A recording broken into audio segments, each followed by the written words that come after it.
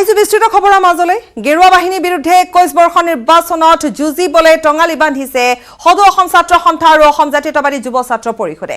ৰাজনীতি পথাৰলৈ মন মেলা দুই ছাত্ৰ সংগঠনে বুধবাৰৰ দিনটোত আগুৱালে আৰু এটা খোজ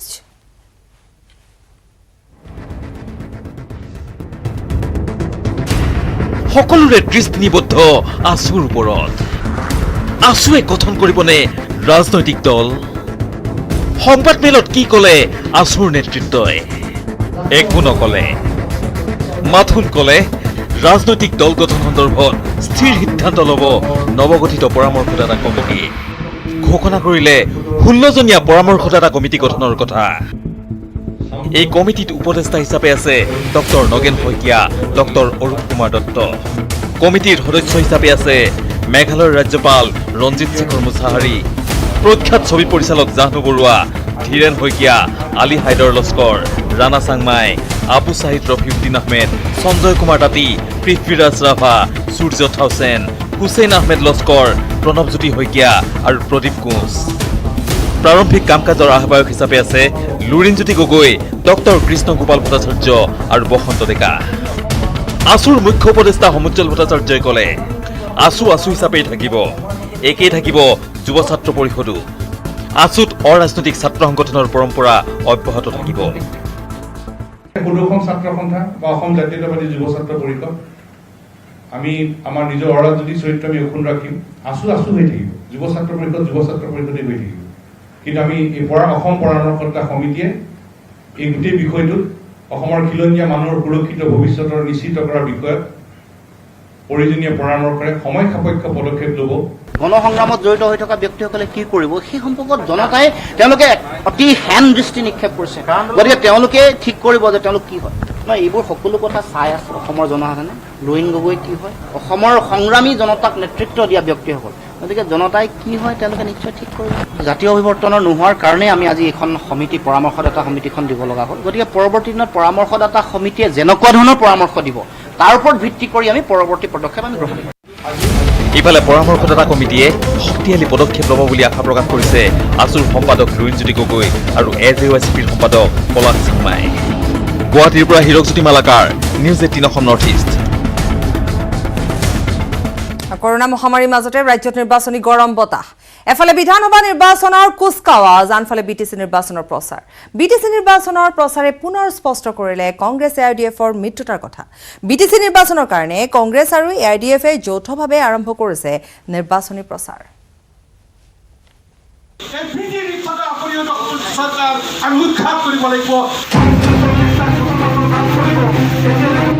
ৰাজ্যত বলিবলৈ আৰম্ভ কৰিছে নিৰ্বাচনী গৰম বতাহ এই বতাহত উৰি গৈছে মাৰাত্মক কোভিড-19 ভাইৰাছো কোভিড-19ৰ গণসংক্ৰমণৰ ভয় নেওচি বিটিচিত আৰম্ভ হৈছে নিৰ্বাচনী প্ৰচাৰ মঙলবাৰে কংগ্ৰেছৰ কোৰ কমিটিৰ বৈঠকত কংগ্ৰেছ আৰু এআইডিএফৰ মিত্ৰতাৰ কথা ঘোষণা হ'বলৈ পালেহে বিটিচিত আৰম্ভ হ'লেই কংগ্ৰেছ আৰু এআইডিএফৰ যৌথ নিৰ্বাচনী প্ৰচাৰ বিটিচিৰ 37 নম্বৰ ধনশ্ৰী পৰিষদীয় সমষ্টিত যৌথভাৱে নিৰ্বাচনী প্ৰচাৰ চলালে কংগ্ৰেছ আৰু এআইডিএফৰ নেতাই এই প্ৰচাৰ সভাত দেখা গ'ল কংগ্ৰেছৰ দলগাঁৱৰ বিধায়ক ইলিয়াছ আলী আৰু দুৰ্গাদাস বড়ো এআইডিএফৰ হৈ দেখা গ'ল এআইডিএফৰ সাধাৰণ সম্পাদক আমিনুল ইছলাম আৰু এআইডিএফৰ যুৱ মৰ্চাৰ সভাপতি জহিৰুল ইছলামক আমি কংগ্ৰেছ আৰু ইউডিএফৰ যৌথভাৱে ইয়াত এটা মেছেজ দিব আহিছোঁ যে আমি কংগ্ৰেছ আৰু ইউডিএফে বিটিচিত আমি এলায়েন্স কৰিছোঁ জইণ্টলি চিট শ্বেয়াৰিং কৰিছোঁ আৰু যৌথভাৱে নিৰ্বাচনত প্ৰতিনিধিত্ব আগবঢ়াইছোঁ আচৰিত নহ'ব আমি যদি আমি এক্সপেক্ট কৰা মতে আমি জিকো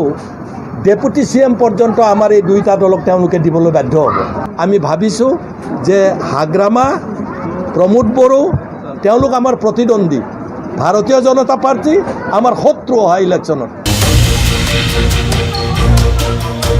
লক্ষণীয়ভাৱে এই নিৰ্বাচনী সভাত দেখা নগ'ল কোভিড-19 সংক্ৰমণ প্ৰতিৰোধৰ কোনো ধৰণৰ ব্যৱস্থা মংগলদৈৰ পৰা Nabajyoti Mahanta news 18 Assam north east Tarun গগৈয়ে কিয় বিচৰা নাই মহাজোঁট বন্ধনত আছুক কংগ্ৰেছৰ কোৰ কমিটি বৈঠকত বিজেপি বিৰোধী সকলো দল সংগঠনেৰে মহাজোঁট বন্ধন কৰিবলৈ লোৱা সিদ্ধান্তৰ বিৰুদ্ধে গগৈ কৰা মন্তব্যৰ বিৰুদ্ধে এতিয়া আৰম্ভ হৈছে দলটোত বিসম্বাদ। আছুৱে নকৰে আমাৰ তাত আপত্তি নাই। এয়া আছিল মঙলবাৰৰ দৃশ্য। কংগ্ৰেছৰ এই কোৰ কমিটিৰ বৈঠকত AIUDF, কৃষক মুক্তি সংগ্ৰাম সমিতি, CPI ML আদিৰে মহাগোট বন্ধনক লৈ লোৱা হৈছিল সিদ্ধান্ত। কোৰ কমিটিৰ বৈঠকৰ পিছতেই সাংবাদিকৰে হোৱা বাৰ্তালাপত প্ৰাক্তন মুখ্যমন্ত্ৰী তৰুণ গগৈয়ে ক'লে, আছুৰ দল নহলেও হ'ব কংগ্ৰেছক। আছুৱে নকৰে আমাৰ তাত আপত্তি নাই। তেওঁলোকে নিজৰভাৱে নিৰ্বাচন নামিব কৰিছে, আমি তাতো আমাৰ আপত্তি নাই, আমি ভালেই পাইছোঁ। প্ৰাক্তন মুখ্যমন্ত্ৰী গগৈৰ এই মন্তব্যৰ পিছতেই হুলস্থুল লাগিল কংগ্ৰেছৰ ভিতৰ চৰাত। নিশা গুৱাহাটীৰ এক হোটেলত বহিল বহুকেইজন জ্যেষ্ঠ কংগ্ৰেছী নেতা। বিৰোধী দলপতি দেৱব্ৰত শইকীয়া, সাংসদ আব্দুল খালেক, প্ৰদ্যুৎ বৰদলৈ, ৱাজেদ আলী চৌধুৰী, ভূপেন বৰাই মঙলবাৰে নিশা গগৈৰ মন্তব্যৰ বিৰুদ্ধে মিলিত হ'ল আলোচনাত। ইয়াৰ পিছত বুধবাৰে পুৱাৰ ভাগতো দেৱব্ৰত শইকীয়া আৰু ভূপেন বৰাই আন এক বৈঠকত মিলিত হয়। এই বৈঠকৰ পিছত ভূপেন বৰাই সদৰি কৰিলে আসনতে কোৰ কমিটিৰ বৈঠকত কি সিদ্ধান্ত লোৱা হৈছিল। অসম প্ৰদেশ কংগ্ৰেছ কমিটিৰ কোৰ কমিটিৰ বৈঠকত যিটো সিদ্ধান্ত হৈছিল, বিজেপিক উৎখাত কৰাৰ স্বাৰ্থত বিজেপিৰ বিৰোধী যিমান শক্তি আছে, সেয়া জাতীয়তাবাদী শিবিৰেই হওক, আঞ্চলিকতাবাদী শিবিৰ হওক, বিভিন্ন জাতি জনগোষ্ঠীক লৈ গঢ়ি উঠা ৰাজনৈতিক শক্তি হওক, ছাত্ৰ সমাজ হওক, যুৱ সমাজ হওক, এটা মহাজোঁট গঠনৰ কাৰণে কালি আমাৰ সৰ্বসন্মত এটা সিদ্ধান্ত হৈছে। আৰু তাত আমি বিজেপিক উৎখাত কৰাৰ স্বাৰ্থত বিজেপি বিৰোধী সকলো শক্তিকে আমি আহ্বান জনাইছোঁ। আছুসহ বিজেপি বিৰোধী সকলো দল সংগঠনেৰে মহাজোঁট বন্ধনৰ সিদ্ধান্ত লোৱা হৈছিল কোৰ কমিটিৰ বৈঠকত। পিছে আছু কিয় নালাগে বুলি ক'লে তৰুণ গগৈয়ে। এই সন্দৰ্ভত বিৰোধী দলপতি দেৱব্ৰত শইকীয়াই ক'লে, গগৈ পুৰণি আৰু জ্যেষ্ঠ কংগ্ৰেছী, গগৈয়ে ব্যক্তিগত মন্তব্য কৰিব পাৰে। গগৈ ছাৰক আমি, তেখেত আমাৰ বহুত ছিনিয়ৰ লিডাৰ, তেখেতে মানে 72 চনতে সাংসদ হৈছে। ছাৰে ব্যক্তিগতভাৱে যিকোনো মন্তব্য ছাৰৰ নিশ্চিতভাৱে দিব পাৰে, সেইটোত আমি কোনেও ছাৰক মানে সেই ক্ষেত্ৰত বাধা নিদিওঁ বা আমি তেখেতৰ লগত আমাৰ মতানৈক্য বুলি ক'ব নোৱাৰোঁ। সেইটো তেখেতৰ ব্যক্তিগতভাৱে এটা সিদ্ধান্ত হ'ব পাৰে। পিছে এই সকলো ঘটনা পৰিঘটনাৰ পিছত বুধবাৰৰ বিয়লিলৈ পাভলতি মাৰিলে তৰুণ গগৈয়ে। সাংবাদিকৰ প্ৰশ্নৰ উত্তৰত গগৈয়ে ক'লে, আছুক নালাগে বুলি মই ক'ত ক'লো, আমাক সকলোকে লাগে। নালাগে বুলি কোৱা নাই নহয়, আছুহে কৈছে নালাগে বুলি। আছুহে কৈছে, আমাক নালাগে বুলি আমি কোৱা নাই। এইটো ভুল হেৰি কৰিছে। আৰু মই আগতেও কওঁতো আছোঁ, তেতিয়া আছুৱে ক'লে যে আমি কংগ্ৰেছৰ লগত যাম। আমি এতিয়াও কৈছোঁ আমাৰ দুৱাৰ খোলা আছে। সেইটো মই কেতিয়াও কোৱা নাই, এতিয়াও কৈছোঁ খোলা আছে। কিন্তু নাহিলে, আগতেও মই কৈছোঁ নাহিলে তেওঁলোকৰহে বোলো লোকচান। এয়াই ৰাজনীতি। যি কি নহওক, মহাজোঁট বন্ধন বা আসন্ন বিধানসভা নিৰ্বাচনত নেতৃত্ব দিয়াক লৈ কংগ্ৰেছৰ ভিতৰ চৰাত এতিয়া ভীষণ বিসম্বাদৰ উকমুকনি উঠিছে। বিজু কুমাৰ ডেকাৰ report, news 18 Assam north east.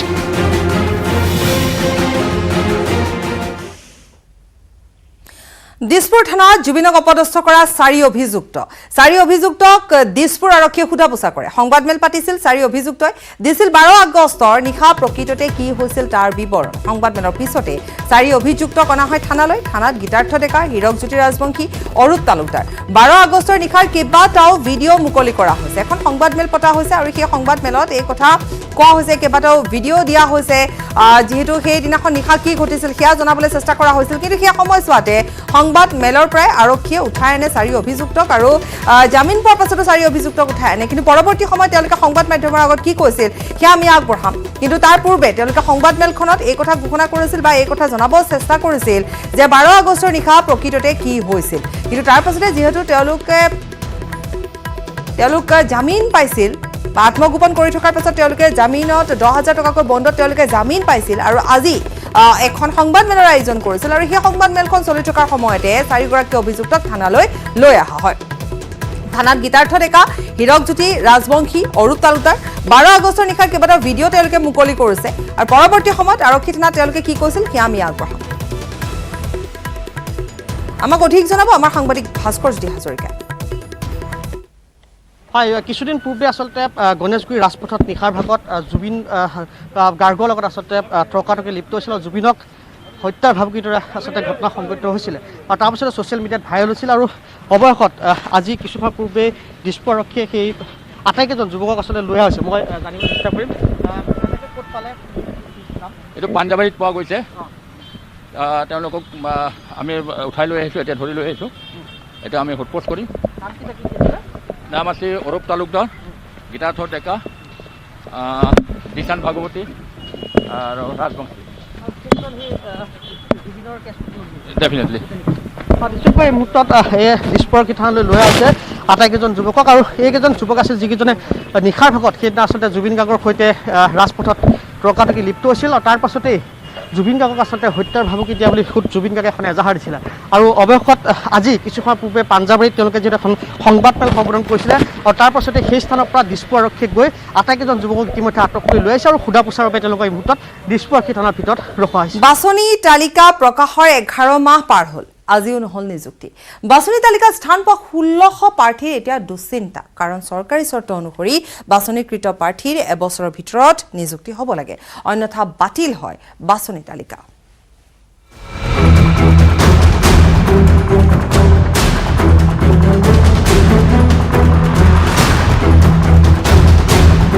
অনিশ্চিত ভৱিষ্যতৰ দিশে ৰাজ্যৰ 1600 নিবনুৱা।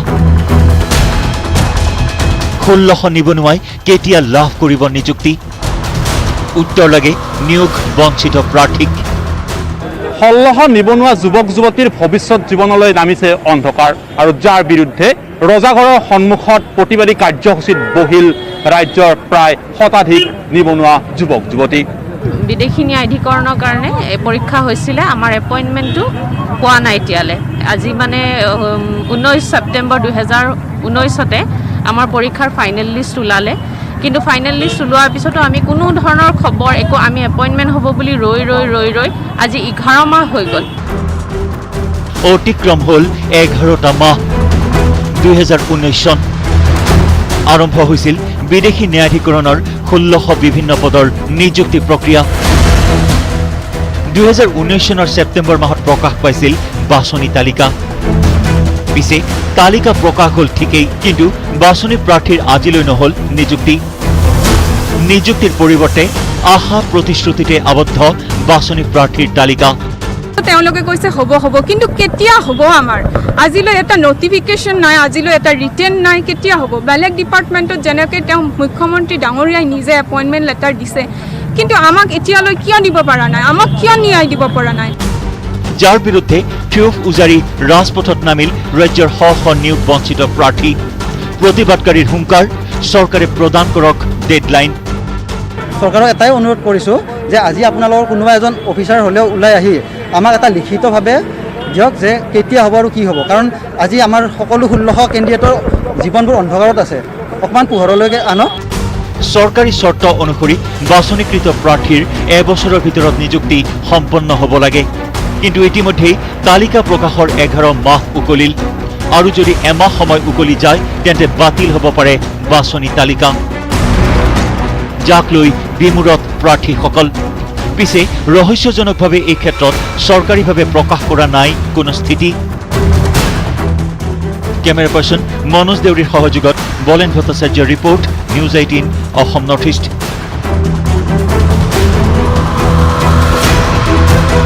2021 বিধানসভা নিৰ্বাচনত মুখ্যমন্ত্ৰী কেন্দ্ৰিক সংঘাতে পতন ঘটাব শাসকীয় বিজেপিক। এই তাৎপৰ্যপূৰ্ণ মন্তব্য AIDFৰ বিধায়ক আমিনুল ইছলামৰ। লগতে টিকট প্ৰদানক লৈ বিজেপিত চিপৰাং মৰা ৰাজনীতি আৰম্ভ হ'ব বুলিও মন্তব্য কৰিলে ঢিঙৰ বিধায়কগৰাকী।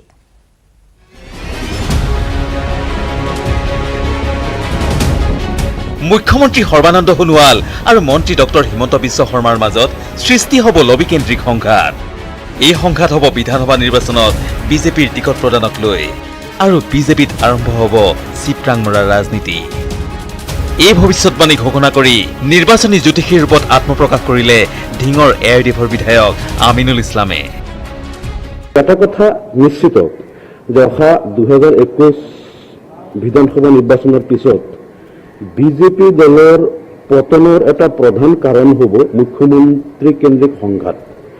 ইটো লোভে সিটো লোভীৰ প্ৰাৰ্থীক পৰাস্ত কৰিবলৈ চিত্ৰাঙো মাৰিব। তাৰপিছত গৈ যিমান বিজেপিৰ বিধায়ক জিকিব তাত মুখ্যমন্ত্ৰী সৰ্বানন্দ সোণোৱালৰ সপক্ষত কিমান থাকিব, হিমন্ত বিশ্ব শৰ্মাৰ সপক্ষত কিমান থাকিব, তাতো এটা গেম হ'ব। আৰু এই যুদ্ধত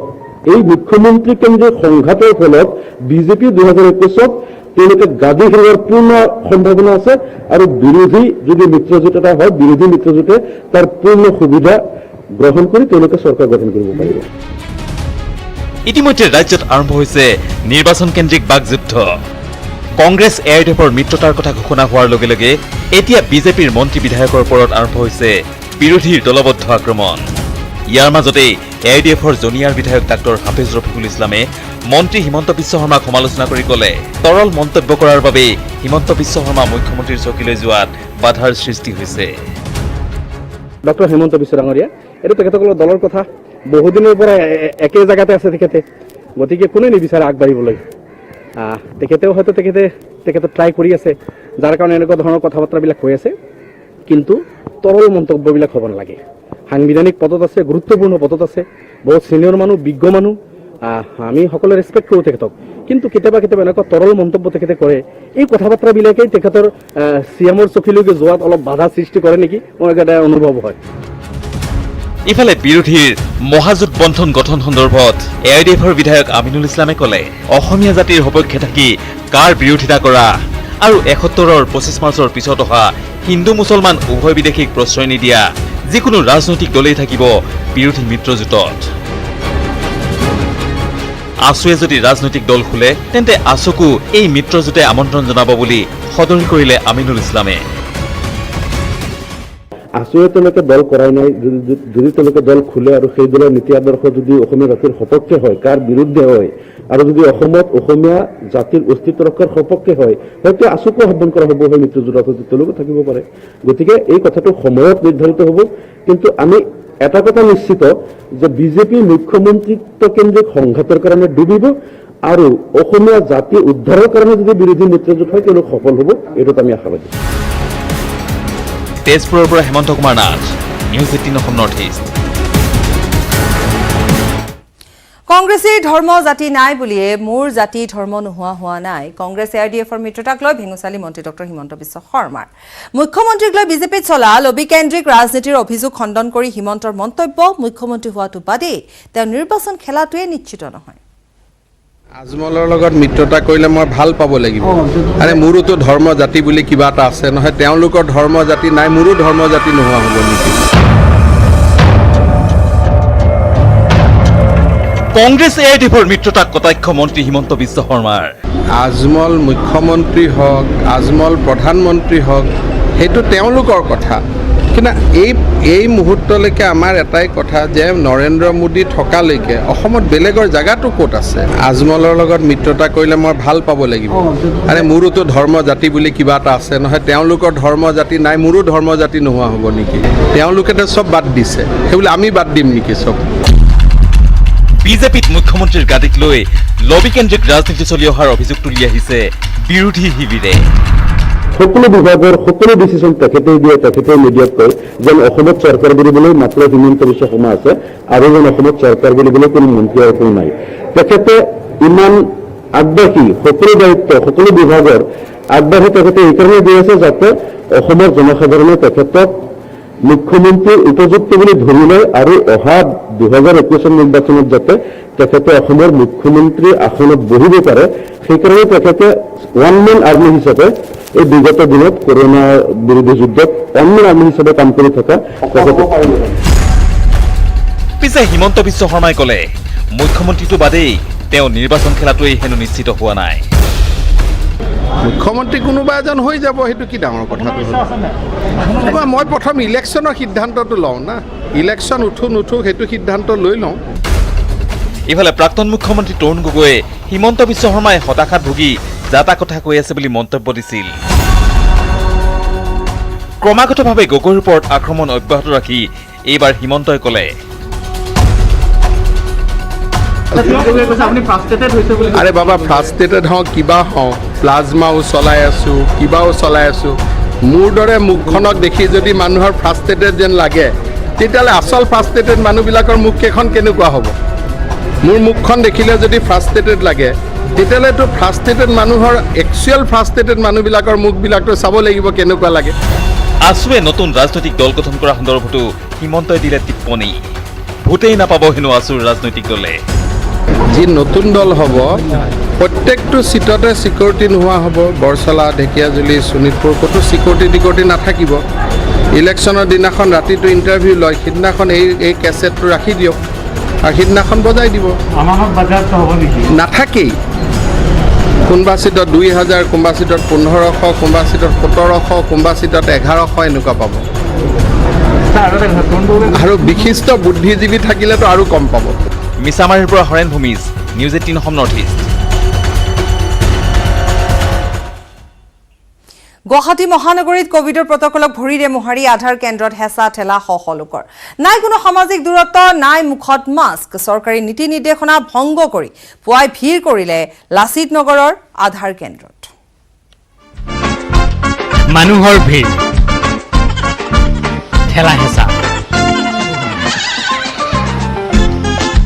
মুনিহ তিৰোতা একেলগে আগবাঢ়িছে ঠেলা হেঁচা কৰি বহুতৰে বয়স 55ৰ ঊৰ্ধ কোনোবাজনী মহিলাৰ কোলাত আছে কেঁচুৱাও কোভিড প্ৰটকল সামাজিক দূৰত্ব দূৰতে বিদূৰ এজনক পিছ পেলাই আগবাঢ়িলেও বঢ়া সকলোৰে মনত তাৰে আকাংক্ষা 4 মাহ ধৰি জনসমাগম নোহোৱা মহানগৰীত আনলক 3ৰ তৃতীয় দিনা পুৱাই দেখা গ'ল এই দৃশ্য লাচিত নগৰৰ আধাৰ কেন্দ্ৰ কোভিডৰ কথা সকলোৱে জানে পিছে কোভিড সংক্ৰমণৰ ভয়তকৈও তেওঁলোকক অধিক প্ৰয়োজন এটা চৰকাৰী আৱাস গৃহ চৰকাৰী ঘৰ দিম বুলি কৈছে চৰকাৰী আধাৰ কাৰ্ড বনাব আহিছোঁ আধাৰ কাৰ্ড নবনালে বোলে চৰকাৰী ঘৰ নেদে সেইটোৰ কাৰণে আধাৰ কাৰ্ড বনাবৰ কাৰণে আহিছোঁ গম পোৱা নাছিলোঁ এতিয়াহে গম দিল কোনদিনা বন্ধত এতিয়া আহিব লগা হৈছে এতিয়া নাহিলে উপায় নাই আগতে জানা হ'লেতো আগতে বনালোহে হয় এইসকল লোকে আধাৰ কাৰ্ড বনাবলৈ আহিছে বকো 6 গাঁৱৰ লগতে আন প্ৰান্তৰ পৰা বহু লোক আহি ভিৰ কৰিছেহি লাচিত নগৰ আধাৰ কেন্দ্ৰত আমি বকো ডিলিঙৰ পৰা আহিছোঁ এবছৰ আমি ইয়াতে আধাৰ কাৰ্ডৰ কাৰণে আহিছোঁ আধাৰ কাৰ্ডটো তাৰমানে ঘৰৰ লিষ্টত যাৰ নামাইছে সেইবিলাকৰ তাৰমানে আধাৰ কাৰ্ড নহ'লে তাৰমানে চৰকাৰে ঘৰ নিদিয়ে সেইটোৰ কাৰণে তাৰমানে আধাৰ কাৰ্ড বনাবৰ কাৰণে আমাক পঠাই দিছে এতিয়া কৰোণাটোতো হৈ আছে ছাৰ আমি ভয় কৰিলেও উপায়ে নাই তাৰমানে ঘৰ যে নাপাম আমি সেইটোৰ কাৰণে আৰু আধাৰ কাৰ্ডৰ কাৰণে দৰকাৰত আহিছোঁ আৰু আধাৰ কাৰ্ড নাথাকিলে অহা ঘৰটোও নাপাব আধাৰ নম্বৰ নথকাসকলক সাঙুৰি নলয় চৰকাৰী আঁচনিয়ে আগতে নাজানিছিল এতিয়া গম পায় তেওঁলোক আহিছে আধাৰ কাৰ্ড বনাবলৈ বহুত দিনৰ পৰাই আশা লৈ আছোঁ বহুত ঠাইত গ'লোঁ বনাব পৰা নাই সেই গতিকে আজি ঘৰৰ ওচৰৰ মানুহ এজনীয়ে ক'লে যে ইয়াতে বনাব পাৰি সেই হিচাপে আহিলোঁ না আমিতো লাইনত ফাকে ফাকে আছোঁ আমি বুজি পাওঁ সেইবিলাক কথা লাচিত নগৰৰ এই দৃশ্য দেখিলে হয়তো আপুনিও পাহৰিব এতিয়া গুৱাহাটীত প্ৰতিদিনে কোভিড সংক্ৰমিত হৈ আছে প্ৰায় 500 লোক কেমেৰা পাৰ্চন অঞ্জনৰ সৈতে Hirak Jyoti Malakar news 18 Assam north east বিজ্ঞান নে অন্ধবিশ্বাস সাম্প্ৰতিক এখন পুথিয়ে ব্যাপক চৰ্চা লাভ কৰিছে এজন যুৱকে দাবী কৰিছে যে তেওঁ 2018 চনতে লিখা এখন পুথিত তেওঁ তেতিয়াই কৰোনা ভাইৰাছে চীনৰ পৰা উৎপত্তি হৈ সমগ্ৰ বিশ্বতে মহামাৰী ৰূপ ধাৰণ কৰি বহু লোকৰ মৃত্যু হ'ব বুলি লিখিছিল তেওঁ ইয়াৰ দাবী কৰিছে আগবঢ়াইছে এক বিশেষ প্ৰতিবেদন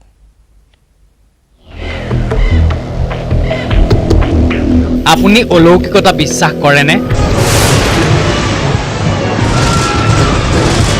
আপুনি বিশ্বাস কৰক বা নকৰক গোলাঘাটৰ এক অলৌকিক ঘটনাই লাভ কৰিছে বিশেষ চৰ্চা চলিছে ৰঞ্জিত বৰা বিৰচিত বিশ্ব নিধনৰ 2018 চনতে 18 বছৰীয়া ৰঞ্জিত বৰা নামৰ এজন যুৱকে লিপিবদ্ধ কৰিছিল কৰোনা ভাইৰাছৰ কথা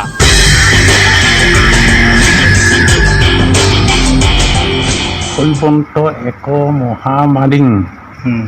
যত স্থানং বিজ্ঞানং চীনত সৃজনং অতি ভয়াবহ হৈবন্তম বিশ্বতম কৰোণা ভাইৰাছম নৰকং মৃতকং ভাল স্থল মৰু ভলং দেশন্তম নৰং কৰোণা ভাইৰাছম আক্ৰান্তম হৈবম একং মাহি 15 দিবা হৈবত্তম আক্ৰান্তম তৎপশ্চাৎ বিজ্ঞানম সৃজনং ঔষধ ফলং হৈবং ব্যৰ্থম আৰু কিছু থাকন্তং ভাইৰাছং অদ্ভুতং ঈশ্বৰত লীলাময় হৈবত্তম মুক্তিতম ভালং তপং হৈবত্তম সমাজৰ নৰং ভিন্ন ভিন্ন ঔষধং কৰন্তম সৃজনং ভিন ভিন ঔষধ তৈয়াৰ হ'ব বেলেগ বেলেগ দেখি বেলেগ বেলেগ ঔষধ তৈয়াৰ কৰিব তাৰমানে এনেকুৱা বুজাইছে এয়া বিশ্বনিধন নামৰ পুথিখনত কলিত কল্কি নামৰ অধ্যায়টোৰ কথা সংস্কৃত ব্ৰজাৱলী আৰু অসমীয়া ভাষাৰ মিশ্ৰণেৰে 18 বছৰ বয়সতে গাঁৱৰ নামঘৰীয়া হোৱা গোলাঘাট জিলাৰ ফৰকাটিঙৰ 2 নম্বৰ ফাটৱালৰ বাসিন্দা ৰঞ্জিত বৰাই 2 বছৰ পূৰ্বেই লিখি উলিয়াইছিল পুথিখন লিখিছিল কৰোণা ভাইৰাছৰ সংহাৰৰ কথা ৰঞ্জিত বৰাৰ মতে লিখি উলিয়াইছিল বুলি ক'লে ভুল হ'ব এক অদৃশ্য ঐশ্বৰিক শক্তিয়ে হেনো তেওঁক শ্ৰুতলিপি দি লিখাইছিল পুথিখন সংস্কৃত বা ব্ৰজাৱলী ভাষাত কেতিয়াও শিক্ষা নোলোৱা ৰঞ্জিত বৰাই হেনো এতিয়া নাজানে কি লিখিছিল পুথিখনত বেয়া ক্ষেত্ৰতে আছে বাৰু যে মানুহৰ লগত কেনেধৰণৰ ব্যৱহাৰ হ'ব বা ৰোগ বিৰোগ আৰু কেনেধৰণৰ দুৰ্ঘটনা হ'ব এতিয়া আমাক অকণমান বুজাই দিব পৰা যাবনে নোৱাৰিব মাষ্টৰজন অহা হ'লে বুজাই দিলেহেঁতেন এতিয়া বিশ্বজুৰি কৰোণাই সংহাৰ চলোৱাত বিশ্বনিধন পাঠ কৰা গাঁওবাসীৰ দাবী ৰঞ্জিত বৰাই বিশ্বনিধনৰ যোগেদি পূৰ্বেই কৈছিল কৰোণা ভাইৰাছৰ সংহাৰৰ কথা ই কৈছিলে মোৰ তেতিয়া মামী চাবচোন কৰোণা হ'ব বোলে কৰোণা সঁচাকৈ হ'বনে সঁচাকৈ হ'ব বোলে সঁচাকৈ মই এদিন কৈছোঁ সঁচাকৈ বোলো কৰোণা হ'ব বুলি কৈছিলি যে সঁচাকৈ হৈ গ'ল বোলো তেনেকৈ কৈছোঁ আৰু কি ক'ম নহ'লে ৰঞ্জিত বৰাৰ সৃষ্টিৰ দিনবোৰ সোঁৱৰি আৱেগিক হৈ পৰিল আত্মীয় মই একোৱে ক'ব নোৱাৰিম মই এই দেখি পিনি ভয় লাগে মোৰ কি হ'ব কিনো ভাতো নাখায় পানীও নাখায় মই কান্দি থাকোঁ সিও কি চুবলৈও নিদিয়ে সেই সময়ত যেতিয়া এই প্ৰথম হেৰি হৈছিলে তেতিয়া চুবলৈ নচুবি বুলি কয় গোটেই মানুহটো নাচি যায় এটি সন্তানেৰে বিশ্বনিধনৰ ৰচয়িতা ৰঞ্জিত বৰাৰ সুখী পৰিয়াল পত্নীয়ে ক'লে বিশ্বনিধনেই নহয় আৰু এখন গ্ৰন্থ ৰচনা কৰিছে ৰঞ্জিত বৰাই ক'লে গ্ৰন্থ ৰচনাৰ সময়ত ৰঞ্জিত বৰাৰ অদ্ভুত আচৰণৰ কথাও প্ৰথম অৱস্থাত কিবা মানুহৰ লগত কথাও নাপাতে যেতি অকলে অকণমান হেৰি কৰে তাৰমানে ভৰিত তামোল চামোল দি ধৰি সুধিলে বোলে তেতিয়া কৈছে বোলে মোক পুথি এখন লিখিব লাগে পাঠ কৰা অৱস্থাত তেওঁ কিছুমান কথা কৈছিল কিন্তু গাঁৱৰ ৰাইজে অলপ তাৰমানে বিজ্ঞানৰ যুগত এতিয়া গুৰুত্বটো কমি গ'ল 2020 চনত যে এনেকুৱা এটা হ'ল এনেকুৱা এটা হোৱাৰ কাৰণে তাৰমানে গাঁৱৰ ৰাইজে পাতিছে ইটো সিটো মুখে ওলাইছে তেওঁ তাৰপিছতো দ্বিতীয়খন পুথি লিখিছিলে সেইখন লিখা অৱস্থাটো তেওঁ বেছিভাগ ধ্যান হেৰিয়তে থাকে তাৰমানে সেই তেনেকৈ ধ্যানত বহি থকা অৱস্থাতে এটা কঁপনি জোকাৰণি উঠা নিচিনা হয় কেৱল কৰোণা ভাইৰাছেই নহয় প্ৰলয়ংকৰী বানপানী আৰু চৰ্মৰোগৰো ভৱিষ্যতবাণী কৰিছে ৰঞ্জিত বৰাই মোমায়েকৰ ঘৰত থাকি দিন হাজিৰা কৰি জীৱিকা মোকলোৱা ৰঞ্জিত বৰাৰ পুথিখন পিছে হাতে লিখা অৱস্থাতে আছে স্থানীয় লোকৰ দাবী আৰ্থিক দৈন্যতাৰ বাবেই ছপাব নোৱাৰিলে 2018 চনতে লিখা পুথিখন তেওঁ আৰ্থিকভাৱে যথেষ্ট দুৰ্বল আৰু সেই দুৰ্বল হোৱাৰ কাৰণে আজি তেওঁ কিতাপখন তেনেকৈ বা পুথিভাগ তেনেকৈ আজি ৰৈ গ'ল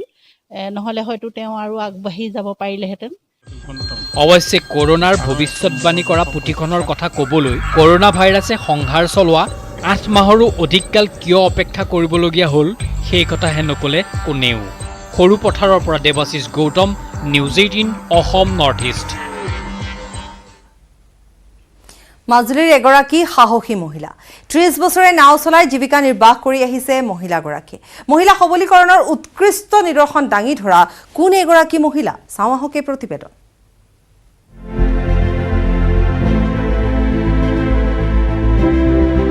নাও চলাই জীৱিকা মোকলোৱা এগৰাকী মহিলা 30 বছৰ ধৰি যাত্ৰীক নৈৰ ইপাৰ সিপাৰ কৰি আহিছে এই মহিলাগৰাকীয়ে ৰছীৰে টনা নাও যাত্ৰীৰ লগতে চাইকেল মটৰচাইকেলো পাৰ কৰে ৰছী টনা নাওখনেৰে মাজুলীৰ দৃশ্য এয়া খেৰকুটীয়া নৈৰ ওপৰত নাও চলাই জীৱিকাৰ বাট পকলাইছে মাজুলীৰ এইগৰাকী 50 ঊৰ্ধৰ মহিলাই মাজুলী লখিমপুৰৰ সীমামূৰীয়া ৰতনপুৰ মিৰিচন্তি গাঁও পাৰঘাটত দীৰ্ঘদিন ধৰি নাও চলাই পৰিয়াল পোহপাল দি আহিছে তেওঁ বুদ্ধেশ্বৰী মালা নামৰ এইগৰাকী মহিলাৰ লগতে তেওঁলোকৰ আচনীয়া পৰিয়ালটোৱে 30 বছৰ ধৰি এনেদৰে তুলুঙা নাৱেৰে পাৰাপাৰ কৰি আহিছে যাত্ৰী আমি দেখি সঁচাই অভিভূত যে মাজুলীত এখন নদীত তথা খেৰকুটীয়া নদীত এগৰাকী 50 ঊৰ্ধৰ মহিলাই নাও চলাই তেওঁ পৰিয়াল পোহপাল দিবলৈ সক্ষম হৈছে কিন্তু সেইটোকে মই ক'ব বিচাৰিম যে আমাৰ যিসকল যুৱক যুৱতী আছে তেওঁলোকে নিজৰ কৰ্ম বিচাৰি উলিয়াব লাগে আৰু নিজৰ কৰ্ম আচলতে নিজে বিচাৰি উলিয়াব পাৰিলেহে আমাৰ দেশখন নিজৰ লগতে আমি উন্নয়নৰ পথত আগবঢ়াই নিব পাৰিম বুলি আমি অনুভৱ কৰোঁ ৰতনপুৰ মিৰিৰ পৰা চণ্ডীগাঁও খজুৱা চাপৰি খজুৱা চণ্ডী খজুৱা পাতিৰকে ধৰি প্ৰায় 72খন গাঁৱলৈকে ঢকুৱাখানলৈ যাব পৰা একমাত্ৰ ব্যৱস্থা হ'ল তুলুঙা নাও উন্নত যাতায়াতৰ পৰা বঞ্চিত মাজুলীৰ এই বৃহত্তৰ অঞ্চলটো খেৰকুটীয়া নদী চণ্ডীগাঁও পাৰঘাটতে নিত লোকক পাৰাপাৰ কৰি আহিছে মহিলাগৰাকী তথা পৰিয়ালটোৱে মাজুলীৰ বহুলোকে জীৱিকাৰ বাবে বহিৰাজ্যলৈ যোৱাৰ সময়ত বুদ্ধেশ্বৰী মালা হ'ব পাৰে বহুতৰ বাবে আদৰ্শ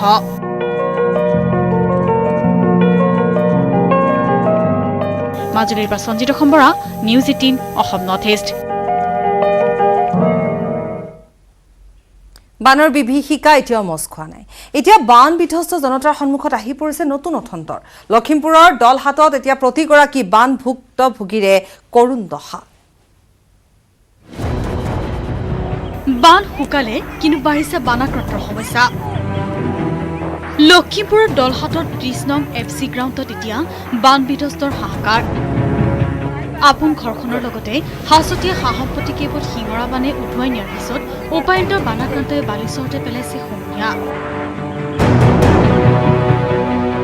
দিন হাজিৰা কৰি কোনোমতে পৰিয়াল পোহপাল দিয়া এইজন মিখাইল সোনা আজি মিখাইল সোনাৰ পৰিয়াল গৃহহীন মথাউৰি ভাঙি প্ৰথমে প্ৰবল পানী খুন্দা মাৰিলে মিখাইলৰ ঘৰত চকুৰ পচাৰতে নৈৰ সোঁতত বিলীন হৈ গ'ল সকলো ঘৰৰ আলমাৰী কাপোৰ ভৰ্তি বাকচ বিচনা আনকি মিখাইলৰ চাইকেলখনো উটুৱাই নিলে শিঙৰা মানে টিনপাত আছিলে চুকেছ আছিলে কুকুৰা আছিলে হাঁহ আছিলে আৰু চাইকেল আছিলে ৰন্ধন সামগ্ৰীকেইটা আছিলে তেনেকৈ আছিলে চকুৰ আগতে কণমানি নিকিতাৰ কিতাপ বহি কাপোৰ কানি খেলা সামগ্ৰী সকলো উটুৱাই নিলে বলিয়া মানে পানীয়ে চব লৈ গ'ল তুমি দেখি আছিলা আৰু কিতাপ পত্ৰ তোমাৰ খেলাৰ সামগ্ৰীবিলাক চব নদীয়ে লৈ গ'ল একো বচাব নোৱাৰিলা তুমি কোন শ্ৰেণীত পঢ়ি আছা ক'ত আছা এতিয়া তুমি মামা ঘৰত আছা কেৱল মিখাইলৰ পৰিয়ালটোৱে নহয় 30 নং FC গ্ৰাউণ্ড দিপুকুৰি ৰাণাবাৰীৰ মুঠ 18টা পৰিয়ালৰ দশা আছে একেই পুৱাৰ পৰা গধূলিলৈকে বাট চাই থাকে কাৰোবাৰ সহায়ৰ বাবে লখিমপুৰৰ পৰা সঞ্জীৱ লাহন নিউজ 18 অসম নৰ্থ ইষ্ট পাঠশালাত চুৰৰ টিখিলখিলনি নিশা দোকানৰ তলা ভাঙি চুৰে লুটি নিলে নগদ ধন সহ বহুমূল্যৱান সামগ্ৰী চিচিটিভিত বন্দী হৈছে চুৰি কাৰ্যৰ চাঞ্চল্যকৰ দৃশ্য পাঠশালাত চুৰৰ সন্ত্ৰাস নিশা দোকানত তলা ভাঙি চুৰে লুটিলে নগদ ধন চিচিটিভি কেমেৰাত বন্দী হ'ল চুৰিকাণ্ডৰ সমগ্ৰ দৃশ্য এইখন পাঠশালাৰ ৰূপম হোটেল এই ৰূপম হোটেলতেই নিশা চুৰে তলা ভাঙি চলালে লুটপাট দুবাৰকৈ তলা ভাঙি নগদ দোকানখন উলিয়াই নিলে চোৰে লগতে নিলে দোকানখনত থকা বানবাতি ইতিমধ্যে চুৰিকাণ্ড সন্দৰ্ভত ৰূপম হোটেলৰ স্বত্বাধিকাৰীয়ে পাঠশালা আৰক্ষী চকীত দাখিল কৰিছে এজাহাৰ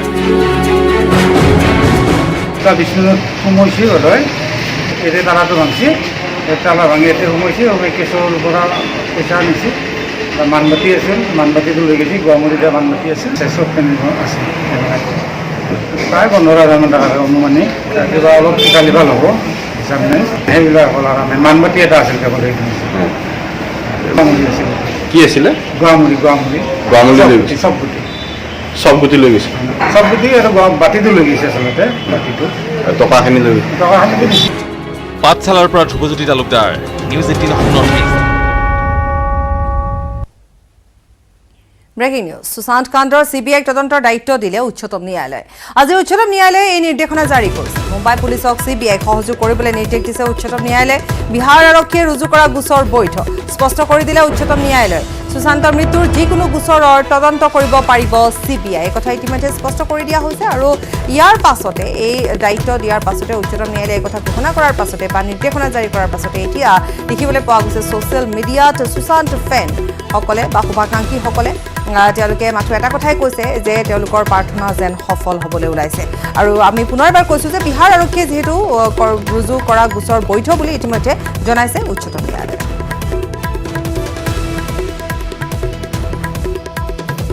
मैं बहुत खुश हूँ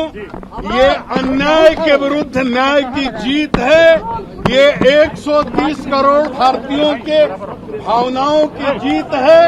और मैं ये बता देता हूँ माननीय सर्वोच्च न्यायालय ने जो ये फैसला दिया है उससे 130 करोड़ देश की जनता के दिल में माननीय सर्वोच्च न्यायालय के लिए जो आस्था पहले से थी वो और ज्यादा दृढ़ हुई है लोकतंत्र में विश्वास दृढ़ हुआ है और अब लोगों के अंदर ये उम्मीद बनी है कि सुशांत सिंह राजपूत के मामले में निश्चित रूप से न्याय होगा। परिवार के लिए कितनी बड़ी खबर परिवार के लिए कितनी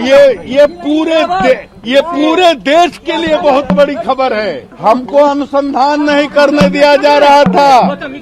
और हमने अपने IPS अफसर को भेजा उसको कैदी की तरह रात में 12 बजे क्वारंटाइन कर दिया गया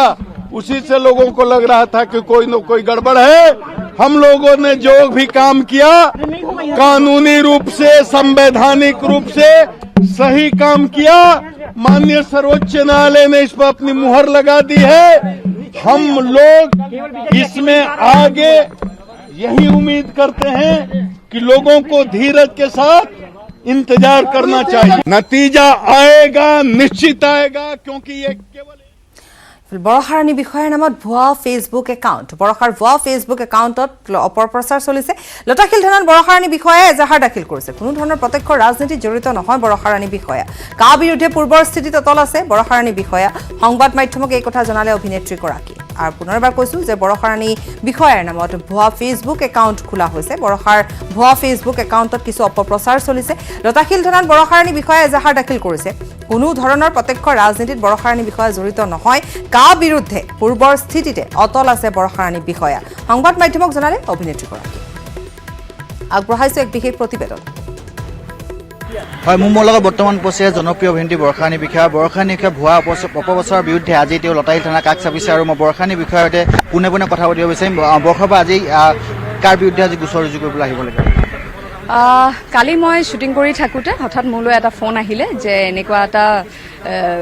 স্ক্ৰীনশ্বট এটা পালোঁ আপোনাৰ তাৰ পৰা এটা স্ক্ৰীনশ্বট লৈ পেলাই এনেকৈ শ্বেয়াৰ কৰিছে আপুনি এনেকুৱা কিবা এটা মন্তব্য দিছে যতীন বৰাদেৱে হেৰিত জইন কৰাক লৈ পেলাই এইটো কিমান দূৰ সত্য যিটো তেখেতে কৈছিলে আপুনি সেইটো মানি লৈছে মই কৈছোঁ মইতো কোনো ধৰণৰ ৰাজনৈতিক মন্তব্য কৰা নাই এতিয়ালৈকে মোৰ সামাজিক মাধ্যমত তাৰপিছত সেইখিনি কৈ পেলাই মই লগে লগে মই ক'লোঁ পঠিওৱাচোন পঠিয়াওঁতে দেখিতো মই অবাক হৈছোঁ মই নিলিখা বস্তু এটা তাৰমানে ভুৱা প্ৰচাৰ এটা চলোৱা হৈছে এতিয়া কোনে চলাইছে এই ভুৱা প্ৰচাৰৰ আঁৰত ৰহস্যটো কি সেই ৰহস্যটো জানিবলৈকে মই আজি আৰক্ষীৰ কাষ চাপিছোঁ ৰহস্যটো কি আচলতে সকলোৱে জানিব বিচাৰে বা এতিয়া আৰক্ষীৰ কাষ চাপিছে বহুতে এনেধৰণৰ প্ৰশ্ন উত্থাপন কৰিছে যে আপুনিও ৰাজনীতিত যাব বা এনেধৰণৰ বিভিন্ন প্ৰশ্ন উত্থাপন কৰিছে বা বিভিন্ন হৈছে এইটো কিমান দূৰ সঁচা এটা কথা চাওক আমি ভোট দিওঁ যিহেতু পৰোক্ষভাৱে ৰাজনীতিৰ লগত আমি সকলো জড়িত আৰু আমি সকলো ৰাজনৈতিকভাৱে সজাগ হোৱাটো প্ৰতিগৰাকী নাগৰিকৰ বাবে প্ৰয়োজন কিন্তু প্ৰত্যক্ষভাৱে ৰাজনীতিৰ লগত মই জড়িত নহওঁ সেইটো মোৰ পোনপটীয়া উত্তৰ মোৰ স্থিতি কাৰণ ৰাইজে মোক শিল্পী বনাইছে আৰু মই অভিনেত্ৰী হ'বলৈ জন্ম পাইছোঁ মই মোৰ শিল্পী সত্তাক এৰি নিদিওঁ গতিকে মোৰ স্থিতি এইটোৱে থাকিব মই ৰাইজৰ লগত থাকিম আৰু যেতিয়াই বিপদ হ'ব ৰাইজৰ লগত থিয় দিম কিন্তু মই প্ৰত্যক্ষভাৱে ৰাজনীতিৰ লগত জড়িত নহয় আৰু বহুতে কৈছে যেহেতু আপোনাৰ কংগ্ৰেছৰ পৰা অফাৰ আহিছে বুলি কৈছে বা সমষ্টি ইতিমধ্যে নিৰ্ধাৰণ হৈছে বুলি কৈছে এইটো কিমান দূৰ সঁচা কোনোবাই হয়তো ভাবিব পাৰে তেনেকৈ ভবাতটোক আৰু কোনো বাধা দিব নোৱাৰে কিন্তু মোৰ লগত মই আলোচনা তেনেকুৱা কৰা নাই কাৰো লগতে আজিৰ দিনত আপোনাৰ কাৰ স্থিতি কি আজিৰ দিনত মই নামানো আৰু এটা কথা সুধিব বিচাৰোঁ যিহেতু গোচৰ ৰুজু কৰা হৈছে আৰক্ষীয়ে এনেদৰে অনুসন্ধান চলোৱাৰ কথা আপোনাক ইতিমধ্যে স্পষ্ট কৰিছে আৰক্ষীয়ে মোৰ এইটো কেছ ফাইল কৰিছে তেখেতসকলে আৰু ইয়াৰ তদন্ত কৰিম বুলি জনাইছে কেনেধৰণৰ কিমানটা স্ক্ৰীনশ্বট পোৱা গৈছে এনেধৰণৰ আপুনি কেইটা স্ক্ৰীনশ্বট মই 4-5টামান দিলোঁ নেকি তাৰে হেৰি কৰি পেলাই মই আৰক্ষীক দিছোঁ প্ৰিণ্ট আউট উলিয়াই পেলাই তেওঁলোকে এতিয়া চাইবাৰ চেলে কি কৰে তাত কেনেধৰণৰ মন্তব্য কৰা হৈছে আচলতে কোনোবাই কৈছে যতীন বৰাৰ মন্তব্যটো আছে আপোনালোকে দেখা পাবই মই দিছোঁৱে মোৰ পেজত তাৰ পৰা উলিয়াই পেলাই দেখুৱাই দিব পাৰিব ধন্যবাদ থাকিল এয়া আছিল বৰ্ষাৰাণী বিষয়া আৰু মই কৈছোঁ যে ভুৱা প্ৰচাৰৰ বিৰুদ্ধে তেওঁ আজি লতাশিল থানাৰ কাষ চাপিছে আৰু আৰক্ষী কাষ চাপিছে তেওঁ এই তদন্তৰ বা এই যি কোনে কৰিছিলে এনেধৰণৰ ৰহস্য আঁৰ কৰিবলৈ আজি গোচৰ ৰুজু কৰিছে প্ৰকাশ পালে দেশৰ সৰ্বকনিষ্ঠ লেখক অয়ন গগৈৰ দ্বিতীয়খন গ্ৰন্থ অয়নে ইংৰাজী ভাষাত লিখা বাম্বল বি নামৰ গ্ৰন্থখন প্ৰকাশ কৰিছে মধ্যপ্ৰদেশৰ সংকল্প পাব্লিকেশ্যন মাত্ৰ 4 বছৰ বয়সতে এখন গ্ৰন্থ লিখি দেশৰ সৰ্বকনিষ্ঠ লেখকৰ স্বীকৃতি লাভ কৰিছিল লখিমপুৰৰ অয়ন গগৈ মাত্ৰ 4 বছৰ বয়সতেই এখন গ্ৰন্থ লিখি দেশৰ সৰ্বকনিষ্ঠ লেখক হিচাপে খ্যাতি লাভ কৰিছিল লখিমপুৰৰ এই অয়ন গগৈ গোহাঁই নামৰ ছাত্ৰজনে এইবাৰ অয়ন গগৈ গোহাঁয়ে প্ৰকাশ কৰিছে আন এখন গ্ৰন্থ বাম্বল বি নামৰ ইংৰাজী ভাষাৰ এই গ্ৰন্থখন প্ৰকাশ কৰিছে মধ্যপ্ৰদেশৰ সংকল্প পাব্লিকেশ্যনে ইয়াৰ পূৰ্বে 2018 চনত লখিমপুৰৰ অয়ন গগৈ গোহাঁয়ে প্ৰথমে লিখি উলিয়াইছিল হানিকম নামৰ ইংৰাজী গ্ৰন্থখন নতুন দিল্লীৰ অথৰ প্ৰেছে প্ৰকাশ কৰি উলিয়াইছিল এইখন গ্ৰন্থ কেনেকুৱা ধৰণৰ কি কথা থাকিব Love attraction, deep breathing, আৰু social distance. অকমান লিখো বানাবাৰ সবক ক্লাছ 1ত পঢ়ি আছা ডাঙৰ কিতাপ হ'ব নেকি এটো সৰু কিতাপ হ'ব ষ্টৰী কাৰ ষ্টৰী ভাল লাগে ইনে ষ্টৰী মই ষ্টৰী বনালো এটো ফ্লাই আৰু মই এই ভাবিলো ফ্লাই নাম আছে ন কোৱা আৰু কোৱা that's why I'll make it down লখিমপুৰৰ পৰা সঞ্জীৱ লাহন নিউজ 18 নৰ্থ ইষ্ট ছবি আঁকি এসাজ গোটাইছে এজন প্ৰতিভাধৰে মন গ'লে হাতত তুলি লয় গিটাৰখন উৰুখা বজাৰ পৰাই আকাশ স্পৰ্শ কৰাৰ দুৰ্বাৰ হেপাহ যুৱকজনৰ কিন্তু কোন এই প্ৰতিভাধৰ আগবঢ়াইছো আমাৰ এক বিশেষ প্ৰতিবেদন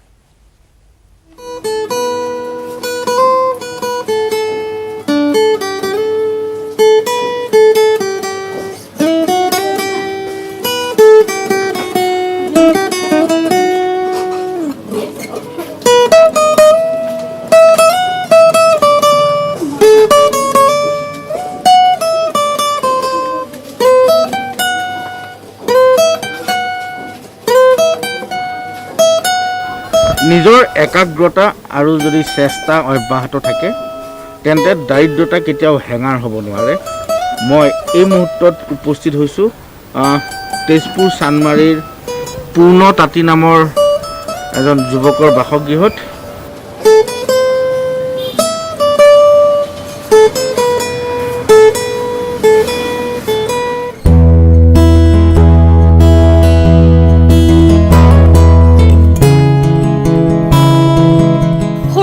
সংগ্ৰামময় জীৱনৰ মুখামুখি হোৱা পূৰ্ণৰ চখ ছবি অঁকা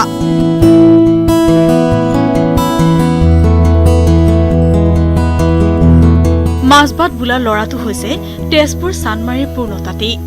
ছবি আঁকি জীৱন নিৰ্বাহ কৰি আহিছে পূৰ্ণই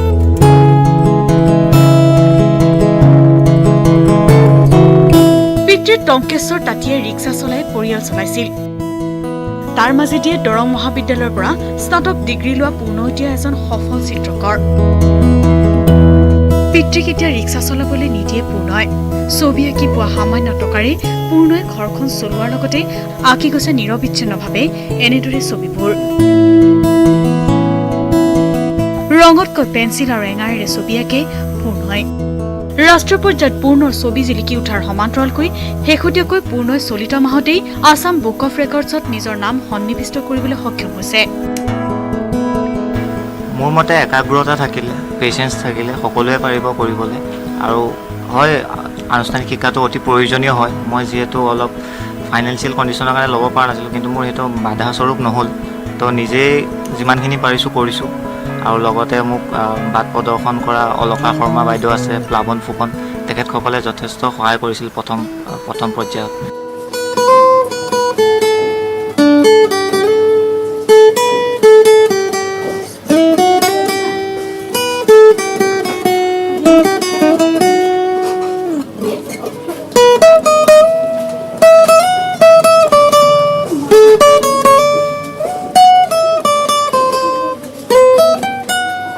পুনই এই চিত্ৰ অংকনৰ জৰিয়তে ঘৰখন তেওঁ চলাই নিয়াৰ চেষ্টা অব্যাহত ৰাখিছে। এই মুহূৰ্তত আমি এখন মোৰ হাতত চিত্ৰ লৈছোঁ। এইগৰাকী যুৱতী হৈছে জাৰ্মানীৰ আৰু অনলাইন যোগে তেওঁক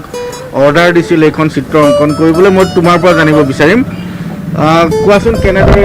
যুৱতীগৰাকী তুমি চিত্ৰ অংকন কৰিলা? তেখেতে মোৰ আৰ্ট ৱৰ্কছখিনি ইনষ্টাগ্ৰামত চাইছিলে,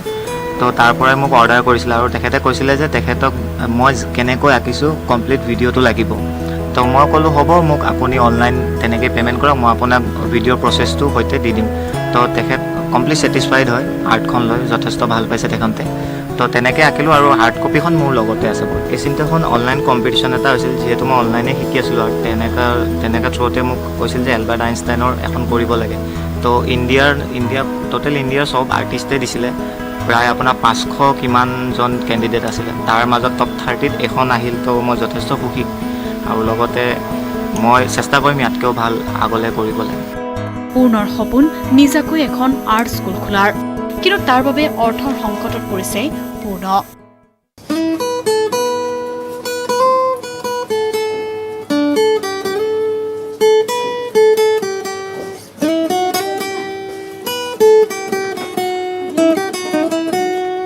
পূৰ্ণৰ যি প্ৰতিভা, সেই প্ৰতিভা যাতে থমকি নৰয়। তেওঁৰ যি সপোন এখন চিত্ৰ অংকন অৰ্থাৎ আৰ্ট স্কুল খোলাৰ বাবে যি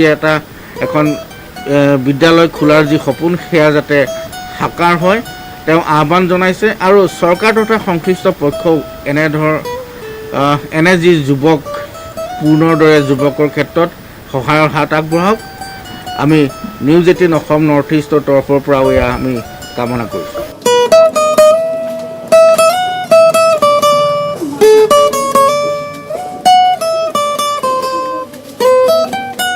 তেজপুৰৰ পৰা Hemanta Kumar Nath, news 18 Assam north east.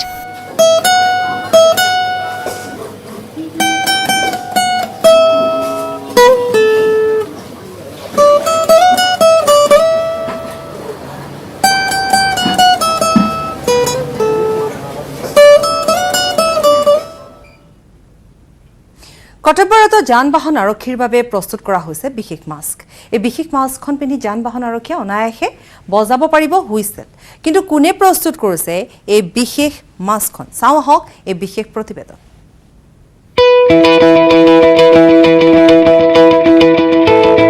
COVID-19 প্ৰতিৰোধৰ বাবে এখন মাস্কৰ কিমান প্ৰয়োজন, সেই কথা নতুনকৈ কোৱাৰ প্ৰয়োজন নাই।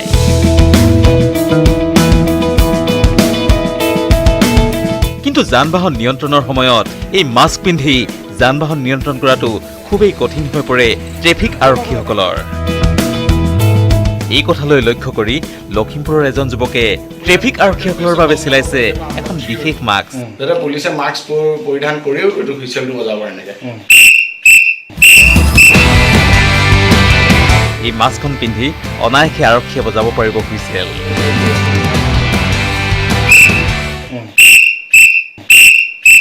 এইটো সাধাৰণ মাস্কৰ দৰে কিন্তু এই মাস্কখনত ডিজাইন কৰোঁতে কিছু চিলাই কৌশল ব্যৱহাৰ কৰি ডিজাইন কৰা হৈছে যিহেতু আপোনালোকে জানে পুলিচ বিলাকক আপোনালোকে চাব যেতিয়া ডিউটিত নিয়োজিত হৈ থাকে মাস্কখন এনেকে পৰিধান কৰি থাকে ঠিকেই কিন্তু যেতিয়া হুইচেল বজাব লগা হয় তেওঁলোকে মাস্কটো ইয়াত আনি পিনি হুইচেল হয় গতিকে এই মাস্কটো পিন্ধি থকাৰ অৱস্থাত তেওঁলোকে আৰামত হুইচেল বজাব পাৰিব এইটো হুইচেলটো এফালে বহাই দিলে এনেকে বজাৰ লগে লগে আকৌ চিদ্ধটো নাইকিয়া হৈ গ'ল সেই চিলনিটোৱে চিদ্ধটো নাইকিয়া কৰি দিব অট'মেটিক আৰু এইটোত আপোনাৰ কোনো ধৰণৰ মানুহ ইনফেক্ট হোৱাটোৰ চান্সে নাথাকে কাৰণ এইটো 3 লেয়াৰ কপাহী মানে কাপোৰ লগতে মাস্কখন দেখিবলৈও বেয়া নহ'ব খুব সুন্দৰ এই যুৱকজনৰ নাম ৰাজু সিংহ ৰাজুৱে মাস্কখনৰ নাম ৰাখিছে পুলিচ মাস্ক লখিমপুৰৰ পৰা সঞ্জীৱ লাহন নিউজ 18 অসম নৰ্থ ইষ্ট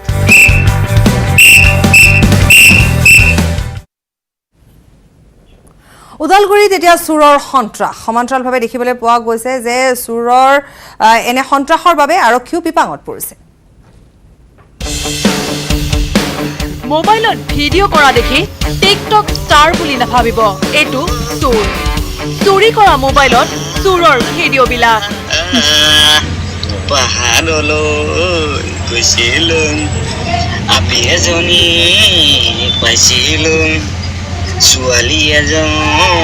দেখিছোঁ আৰু এজন দেখিলোঁ উদালগুৰি ভাৰত ভূটান সীমান্তত বৃদ্ধি পাই আহিছে চুৰি ডকাইতিৰ ঘটনা নিশা আন্ধাৰৰ সুযোগ লৈ চুৰে চুৰি কৰি আহিছে এটাৰ পিছত আন এটা সামগ্ৰী ভেৰগাঁও মহকুমাৰ বিভিন্ন প্ৰান্তত বিগত কেইমাহ ধৰি ৰাইজৰ মূৰৰ কামনি হৈ পৰা দুটাকৈ চুৰক ডিমাকুচি আৰক্ষীয়ে আটক কৰিবলৈ সক্ষম হয় ভাৰত ভূটান সীমান্তৰ বামুনজুলি দোকান এখনৰ পৰা mobile phone charger torch light mask sanitiser home theatre চিলিণ্ডাৰকে ধৰি প্ৰায় লক্ষাধিক টকাৰ সামগ্ৰী চুৰি কৰিছিল 1 লাখ মান টকাৰ প্ৰপাৰ্টি গোটেইখিনি আমি ৰিকভাৰ কৰোঁ মোবাইলখিনিও ৰিকভাৰ কৰোঁ লগতে দুজন চোৰো আমি গ্ৰেপ্তাৰ কৰোঁ আৰু জড়িত আছে এতিয়া আমি তদন্ত কৰি আছোঁ চাওঁ কিমানখিনি পাৰি কৰিবৰ কাৰণে চোৰকেইজন কালিখোলা আমাৰ ডিমাকুচি থানাৰ অন্তৰ্গত চুৰি হোৱাৰ পিছতে দোকানৰ স্বত্বাধিকাৰীয়ে এজাহাৰ দাখিল কৰিছে ডিমাকুচি আৰক্ষী থানাত আৰু সেই এজাহাৰৰ ভিত্তিত কালিখোলা গাঁৱৰ বিজয় খেৰিয়া আৰু সুনীল খেৰিয়া নামৰ চোৰ দুটাক আটক কৰিবলৈ সক্ষম হয় উদালগুৰিৰ পৰা Ripunjay Nath news 18 Assam north east Zubeen গাৰ্গক অসমৰ ৰাইজে ৰজাঘৰীয়া শিল্পী হিচাপে নিবিচাৰে জুবিন গাৰ্গক অসমবাসীয়ে প্ৰজাঘৰীয়া শিল্পী হিচাপেহে বিচাৰে গোলাঘাটত এই মন্তব্য কৰিলে কৃষক মুক্তি সংগ্ৰাম সমিতিৰ কেন্দ্ৰীয় সাধাৰণ সম্পাদক ধৈৰ্য কোঁৱৰে গোলাঘাটৰ টেঙানীত কৃষক মুক্তি সংগ্ৰাম সমিতিৰ কাৰ্যনিৰ্বাহক সভাত অংশ লৈ এই মন্তব্য কৰিলে ধৈৰ্য কোঁৱৰে জনালে যে প্ৰজাঘৰীয়া হিচাপেহে আচলতে বিচাৰে প্ৰজাঘৰীয়া নেতা হিচাপে বিচাৰে ৰজাঘৰীয়া নেতা হিচাপে নহয় আৰু এই কথা মন্তব্য কৰিছে আমি পুনৰ কৈছোঁ যে গোলাঘাটৰ টেঙানীত কৃষক মুক্তি সংগ্ৰাম সমিতিৰ কাৰ্যনিৰ্বাহক সভাত অংশ লৈ মই মন্তব্য কৰিছে ধৈৰ্য কোঁৱৰে অখিল গগৈক অন্যায়ভাৱে বন্দী কৰি ৰখা হৈছে গোটেই ৰাইজখনে আন্দোলন কৰিলে অথচ অখিল গগৈ বলি হ'ল অখিল গগৈলৈ তেওঁলোকে ভয় কৰে সৰ্বা আৰু সীমন্তৰ সান্দহ খোৱা বালি তল যায় বুলিয়ে আচলতে অখিল গগৈ কাৰাৰুদ্ধ কৰা হৈছে দল খোলা সন্দৰ্ভত যিহেতু অসমৰ ৰাইজৰ বিপুল এটা দাবী আছে অসমৰ ৰাইজে এইটো অনুভৱ কৰিছে জাতীয় জীৱনত যে এটা আঞ্চলিক শক্তিশালী ঐক্যবদ্ধ ৰাজনৈতিক দল লাগে এই কথা ৰাইজৰ পৰাই উত্থাপিত হৈছে বিষয়টো বিজেপিক যদি উৎখাত কৰিব লাগে আৰ এছ এছক যদি অসমৰ পৰা যদি পুলিয়ে পোখা উভালিবলৈ হয় তেতিয়াহ'লে বিক্ষিপ্ত অৱস্থাত বিক্ষিপ্তভাৱে দল কৰি লাভ নাই এক ঐক্যবদ্ধ শক্তিশালী ৰাজনৈতিক দলে হ'ব লাগিব যতীন বৰাহঁতে যে চল চাই কঠীয়া পৰা মানুহ তেওঁলোকৰ জাতীয় জীৱনত বিশেষ ভূমিকা আছে বুলি আমি নাভাবোঁ কাৰণ তেওঁলোকে অভিনেতা মানুহ গতিকে আন্দোলনকো নাটকৰ দৰে তেওঁলোকে ব্যৱহাৰ কৰিলে গতিকে সেইকাৰণে ভাবোঁ তেওঁলোকে এটা কথা মনত ৰখা উচিত তেওঁলোকে কৈছে যে এইটো আৱেগৰ দ্বাৰা পৰিচালিত আৱেগৰ দ্বাৰা নহয় এইটো যুক্তিৰ দ্বাৰা পৰিচালিত আচলতে এক আন্দোলন হাজাৰ হাজাৰ মানুহ ৰাইজ ৰাজপথলৈ ওলাই আহিছে এনে ওলাই আহিছে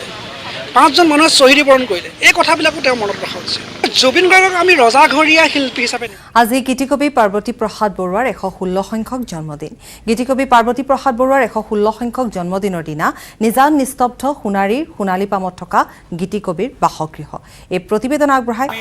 বহুকেইখন নাটকৰ স্ৰষ্টা তথা অসমৰ চতুৰ্থখন বোলছবি ৰূপহীৰ নিৰ্মাতা এইগৰাকী পুৰুধা ব্যক্তিৰ নামেই যেন সোণাৰীৰ পৰিচয়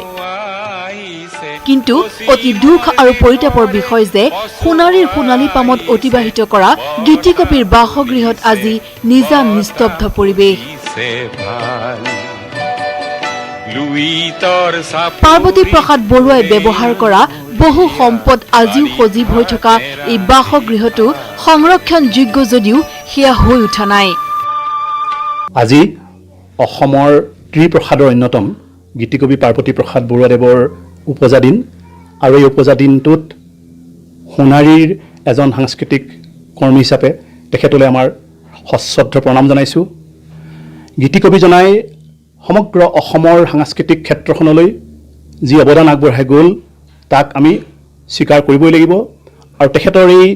বিৰাট অৱদানখিনিক বাদ দি আমি অসমীয়া সংস্কৃতি, অসমীয়া সাহিত্য, অসমীয়া নাট্য জগতৰ কথা ভাবিবই নোৱাৰোঁ।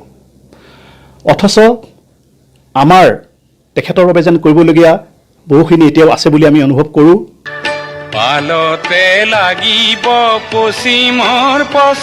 যোৰহাট লোকসভা সমষ্টিৰ সাংসদ তপন কুমাৰ গগৈৰ নেতৃত্বত গীতিকবিৰ সমাধি ক্ষেত্ৰ গড়কাপ্তানি বিভাগৰ জৰিয়তে সংৰক্ষণ আৰু সৌন্দৰ্য বৰ্ধনৰ কাম আৰম্ভ কৰা হৈছে যদিও গীতিকবিৰ গৃহ সোণালী পাম তথা তেওঁৰ কৰ্মৰাজিৰ সংৰক্ষণ কৰিবলৈ আহ্বান স্থানীয় ৰাইজৰ।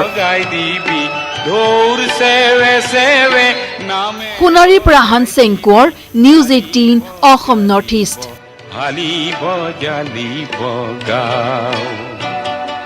লুইতৰ চাপৰিত ঘূৰে নাউৰীয়া বালিত ভাতে ৰান্ধি খায় খাউদৰ ডিঙৰা বগা ফালে